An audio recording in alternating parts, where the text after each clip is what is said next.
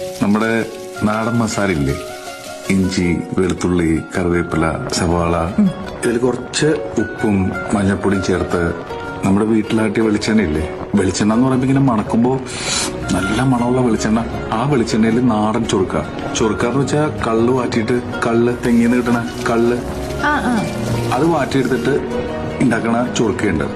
ഈ ചൊറുക്കയും വെളിച്ചെണ്ണയും ഈ നാടൻ മസാലയും കൂടി മിക്സ് ചെയ്യുമ്പോൾ ഒരു അടിപൊളി ടേസ്റ്റ് കിട്ടും. അത് നമ്മൾ ഇറച്ചി മിക്സ് ചെയ്യും. ഇറച്ചി മിക്സ് ചെയ്തിട്ട് കുറച്ച് തേങ്ങാപ്പാൽ ഒഴിക്കണം. എന്നിട്ട് അത് ബോയിൽ ചെയ്ത് വരുമ്പോ കുറച്ച് വെള്ളം വരും അതില്. ആ വെള്ളത്തില് ഗ്രാമ്പൂ, കറുകപ്പട്ട, ജീരകം, തക്കോലം അതൊക്കെ ഇട്ടിട്ട് അതിൽ റൈസ് വയ്ക്കണം.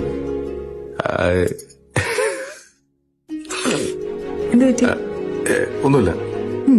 എന്നിട്ട് ആ റൈസ് വെന്തിട്ട് നമ്മളതിന്റെ മേലെ പുതിന, മല്ലിയില, പൈനാപ്പിളൊക്കെ വിതറി